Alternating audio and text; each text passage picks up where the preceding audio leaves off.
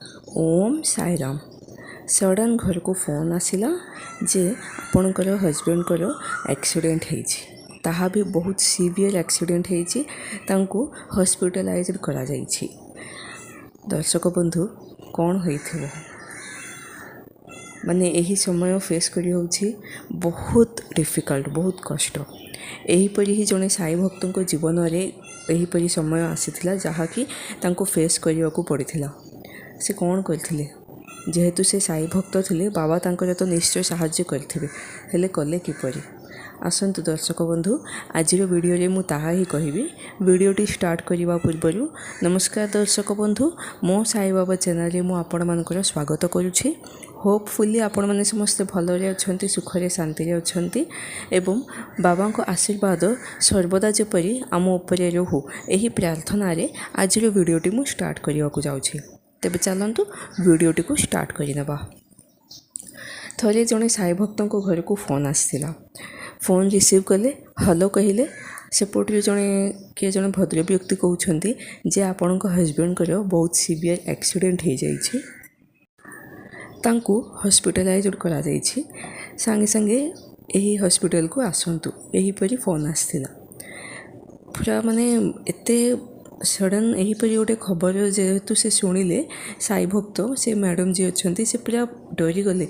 से बुझीपारे जे कौन है किंतु से सांगे सांगे टिके साहस रखिले धैर्य रखिले बाबा को डाकिले जेहेतु से साई भक्त ना आ बाबा को छड़ा आमर अच्छा किए बाबा को डाकिले बाबा को उधी नहीं कि से हॉस्पिटल गले। गलापर से जानीपारे जे रास्ता कौन मैंने जिते से आसुले हजबैंड जिते रास्ता जाऊे से समय रे बहुत बड़ माने ट्रक सहित धक्का हबारु तांको बहुत माने बहुत सीवियर इंजुरीज तांकर हो जाइछि।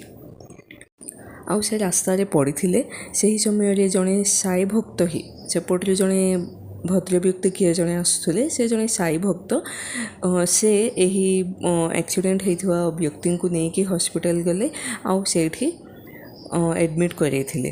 दर्शक बंधु आजिर समय रे माने किए कहार नुहंती आहीपरि बहुत कम लोक थिबे बोधे जे कि रास्ता रे कौन गोटे एक्सीडेंट हेले साहाय्य पे आसी थांती।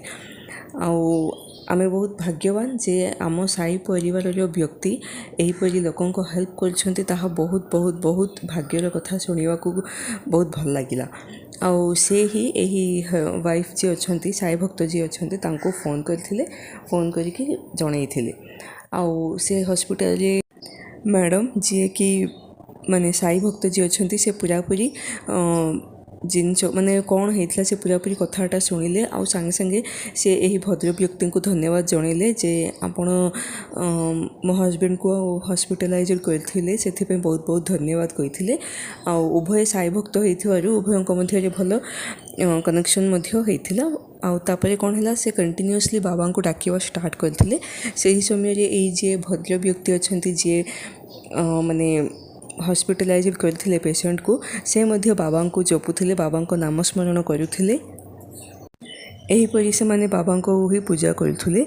एते भितरे डॉक्टर कौन कले यही वाइफ जी अच्छा तांको डाकिले आउ कहले जे बहुत सीवियर इंजुरीज होइछि आउ स्कैनिंग सबू तांकर जहाँ ट्रीटमेंट जहाँ अच्छी ताहा स्टार्ट करने पूर्व स्कैनिंग सब करा जाइथिला आउ रिपोर्ट मध्य आसिला। रिपोर्ट रे कौन अच्छी माने इंटरनली ब्रेन को बहुत माने इंजुरीज होइछि सेथिपय कौन माने काली ऑपरेशन करिया को पड़िबो एहीपरि से कहिथिले।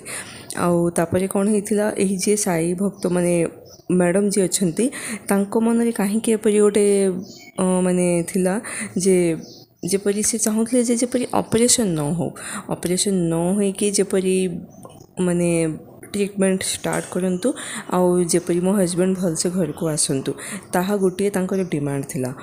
आउ दर्शक बंधु से निज एक्सपीरियंस गोटे शेयर करछंती से बहुत मानुथिले बाबा को बाबा बहुत दर्शन मध्य दउथिले स्वप्न रे तांको देखा जाउथिले बहु प्रकार तांको दर्शन बाबा देइछंती। थरे तांको एहीपरि गोटे स्वप्न आसीथिला जे बाबा तांको पाखक आसिले आउ अखंड सौभाग्यवती भावा बोली कहिके तांको ब्लेसिंग करथिले ताहा पूरापूरी क्लीयरली एही साई भक्त शुणिथिले। आउ सेथिपई एही साई भक्त जी अच्छा मैडम जी अच्छा से माने तांको डर नथिला जे हजबैंड को कौन ମାନେ ଖରାପ କିଛି ହେଇଯିବ। ସେ କେବଳ ଏତିକି ଚାହୁଁଥିଲେ ଯେ ଭଲସେ ଜଲ୍ଦି ଶୀଘ୍ର ଡିସଚାର୍ଜ ହେଇକି ମୋ ହଜବେଣ୍ଡ ହେଲ୍ଦି ଅବସ୍ଥାରେ ପ୍ରଥମେ ଯେପରି ଥିଲେ ସେହି ଅବସ୍ଥାରେ ଯେପରି ଘରକୁ ଆସନ୍ତୁ। ତାହା ହିଁ ଏହି ସାଇ ଭକ୍ତଙ୍କର ଏହି ମ୍ୟାଡ଼ାମଙ୍କର ଡିମାଣ୍ଡ ଥିଲା। ସେ ପୁରାପୁରି ବାବାଙ୍କ ଡିଭୋଟି ଥିଲେ। ସେ ବାବାଙ୍କୁ ବହୁତ ବିଶ୍ୱାସ କରିଥିଲେ ଆଉ ବାବାଙ୍କର ଚମତ୍କାର ବିଷୟରେ ସେ ବହୁତ ଭଲସେ ଜାଣିଥିଲେ। ସେଥିପାଇଁ ତାଙ୍କୁ ଡର ନଥିଲା, କାରଣ ବାବା ବ୍ଲେସିଂସ୍ ଦେଇଛନ୍ତି। ବାବାଙ୍କ ବ୍ଲେସିଂସ୍ କେତେ ସତ ତାହା ଆମେ ସମସ୍ତେ ଜାଣିଛେ। ସେଥିପାଇଁ ତାଙ୍କୁ କିଛି ବି ଡର ନଥିଲା। ସେ ପୁରାପୁରି କନଫିଡେଣ୍ଟ ଥିଲେ ଯେ ମୋ ହଜବେଣ୍ଡ ଘରକୁ ଆସିବେ। କାରଣ ମୋତେ ବାବା ବ୍ଲେସିଂସ୍ ଦେଇଛନ୍ତି ଯେ ଅଖଣ୍ଡ ସୌଭାଗ୍ୟବତୀ ଭାବା। ସେଥିପାଇଁ ତାଙ୍କୁ ଡର କିନ୍ତୁ ନଥିଲା। ସେ ବ୍ୟସ୍ତ ହେଉଥିଲେ ଯେ କେତେ ଶୀଘ୍ର ମୋ ହଜବେଣ୍ଡ ଘରକୁ ପଳାଇ ଆସିବେ, ସେ କେତେ ଶୀଘ୍ର ଠିକ୍ ହେଇଯିବେ। ତାପରେ କ'ଣ ହେଲା, ତାଙ୍କେ ଯେତେବେଳେ ଶୁଣିଲେ ଅପରେସନ୍ କରିବା ଆବଶ୍ୟକ, ସେହି ସମୟରେ ସେ ବାବାଙ୍କୁ ଡାକିଲେ ଯେ ବାବା ସର୍ଜରୀ ଯେପରି ନ ହେଉ ଏଥିପ୍ରତି ଦୟାକରି ଆପଣ ବ୍ଲେସିଂସ୍ ଦିଅନ୍ତୁ ଆଉ ଧ୍ୟାନ ଦିଅନ୍ତୁ, ଆଉ ଯେପରି ସେ ଟ୍ରିଟମେଣ୍ଟରେ ହିଁ ଠିକ୍ ହେଇଯିବେ ଆଉ ଘରକୁ ପଳାଇ ଆସିବେ। ଏହିପରି ସେ ପୁରା ବାବାଙ୍କୁ ଡାକିବା ଷ୍ଟାର୍ଟ କଲେ। ଆଉ ବାବା କ'ଣ ଛାଡ଼ିଦେବେ? ବାବା ତ ନିଶ୍ଚୟ ଅଛନ୍ତି ନା। ତାହେଲେ ବାବା କ'ଣ କଲେ? ଚମତ୍କାର କ'ଣ ଥିଲା? ନିଶ୍ଚୟ ତ ଚମତ୍କାର କରିଛନ୍ତି, କିନ୍ତୁ ତାହା କ'ଣ ତାହା ମଧ୍ୟ ମୁଁ କହିଦେବି। ସେହି ଇନଫର୍ମେସନ୍ ଦେବା ପୂର୍ବରୁ ଦର୍ଶକ ବନ୍ଧୁ, ମୋର ଗୋଟିଏ ଛୋଟ ଅନୁରୋଧ କ'ଣ ମାନେ, ଡିସ୍କ୍ରିପ୍ସନ୍ ବକ୍ସରେ ଗୋଟିଏ ହ୍ୱାଟ୍ସଆପ୍ ନମ୍ବର ଅଛି, ଯାହାକି ମୋର ଆପଣମାନଙ୍କ ମଧ୍ୟରୁ ଯିଏ ବି ନିଜ ଜୀବନରେ ଘଟିଥିବା ଇନଫର୍ମେସନ୍ସ ଲାଇକ୍ ମିରାକଲ୍ସ ଆମ ସହିତ ସେୟାର କରିବା ପାଇଁ ଚାହୁଁଛନ୍ତି, ତାହେଲେ ନିଶ୍ଚୟ କରିପାରିବେ। ଦୟାକରି ସେହି ହ୍ୱାଟ୍ସଆପ୍ ନମ୍ବରରେ ଭଏସ୍ ମେସେଜ୍ ପଠାଇ ଦିଅନ୍ତୁ। ତାହେଲେ ଏହି ଭିଡ଼ିଓଟି ଯଦି ମୁଁ କଣ୍ଟିନ୍ୟୁ କରିବି, ବାବା ମିରାକଲ୍ କରିଥିଲେ, କିନ୍ତୁ କ'ଣ କରିଥିଲେ ତାହା ବର୍ତ୍ତମାନ ଆମେ ଜାଣିବା। ଆଉ ଯେହେତୁ ଏହି ସାଇ ଭକ୍ତ ଯିଏ ମ୍ୟାଡ଼ାମ୍ ଯିଏ ଅଛନ୍ତି, ତାଙ୍କର ଏବେ ପ୍ରାର୍ଥନା ଥିଲା ଯେ ସର୍ଜରୀ ଯେପରି ନ ହେଉ। ଆଉ ଡକ୍ଟରମାନେ ତା ପରଦିନ ଆସିକି ପୁଣି ରିପୋର୍ଟ ସବୁ ଦେଖିଲେ, ପୁଣି ଥରେ ସ୍କାନ୍ କଲେ। କରିବା ପରେ ଯେଉଁ ରିପୋର୍ଟ ଆସିଲା ତାହା ଦେଖି ସେମାନେ ଆଶ୍ଚର୍ଯ୍ୟ ହୋଇଗଲେ। କ'ଣ ପାଇଁ ଆଶ୍ଚର୍ଯ୍ୟ ହୋଇଗଲେ? କିଛି ତ ରିଜନ୍ ଥିବ ନା। ତାହା କ'ଣ ତାହା ମଧ୍ୟ ଜାଣିଦେବା। ରିଜନ୍ କ'ଣ ମାନେ, ଯେଉଁ ଡକ୍ଟର କାଲି ରିପୋର୍ଟ ଦେଖିଥିଲେ ସେ ପୁରାପୁରି କନଫର୍ମ କରିଥିଲେ ଯେ ସର୍ଜରୀ କରିବା ଆବଶ୍ୟକ, କିନ୍ତୁ ଆଜି ରିପୋର୍ଟ ଦେଖି କହିଲେ ଯେ ସର୍ଜରୀ କରିବାର ଆବଶ୍ୟକ ନାହିଁ, କାରଣ ଇମ୍ପ୍ରୁଭମେଣ୍ଟ ଦେଖାଯାଉଛି। ସେଥିପାଇଁ ସର୍ଜରୀ କରିବାର ଆବଶ୍ୟକ ନାହିଁ, ଟ୍ରିଟମେଣ୍ଟରେ ହିଁ ସବୁ ଠିକ୍ ହେଇଯିବ। ଏହିପରି ସେ କହିଥିଲେ ଆଉ ସେ ନିଜ ଟ୍ରିଟମେଣ୍ଟ ଷ୍ଟାର୍ଟ କରିଥିଲେ। ସେମାନେ ମଧ୍ୟ ଆଶ୍ଚର୍ଯ୍ୟ ହୋଇଗଲେ ଯେ କାଲି ରାତିର ରିପୋର୍ଟ ଆଉ ଆଜିର ରିପୋର୍ଟରେ ଏତେ ଡିଫରେନ୍ସ କେମିତି ତାହା ଆମେ ଜାଣିଛେ। ତାହା ବାବାଙ୍କ ବ୍ଲେସିଂସରୁ ହେଇଛି। ବାବାଙ୍କ ଭକ୍ତ ବାବାଙ୍କୁ ଅର୍ଡ଼ର ଦେଇଥିଲେ ଯେ ଯେପରି ସର୍ଜରୀ ନ ହେଉ, ଅପରେସନ୍ ଯେମିତି ନ ହେଉ। ସେଥିପାଇଁ ବାବା ଏହିପରି ସିଚୁଏସନ୍ କରିଦେଲେ ଯେ କେବଳ ଟ୍ରିଟମେଣ୍ଟରେ ହିଁ ସେ ଠିକ୍ ହେଇଯିବେ। ଦର୍ଶକ ବନ୍ଧୁ, ଭଲ ଲାଗିଲା ନା? ଷ୍ଟାର୍ଟିଂରେ ବହୁତ ପ୍ୟାନିକ୍ ଟାଇମ୍ ଥିଲା, କିନ୍ତୁ ଏବେ ବହୁତ ଖୁସିର ସମୟ, କାରଣ ସେ ପୁରାପୁରି ଠିକ୍ ହେଇଯାଇଛନ୍ତି ଆଉ ନିଜ ଘରକୁ ସେ ପଳାଇ ଆସିଲେ। ସେ ପୁରାପୁରି ଠିକ୍ ଅଛନ୍ତି। ତାଙ୍କର କୌଣସି ପ୍ରକାର ଅସୁବିଧାଟା ନାହିଁ। କେବେ ବି ଏହିପରି ପେନ୍ କେବେ ଆସେ, କିନ୍ତୁ ଏହିପରି କିଛି ବି ନାହିଁ। ସେ ପୁରାପୁରି ଠିକ୍ ଅଛନ୍ତି।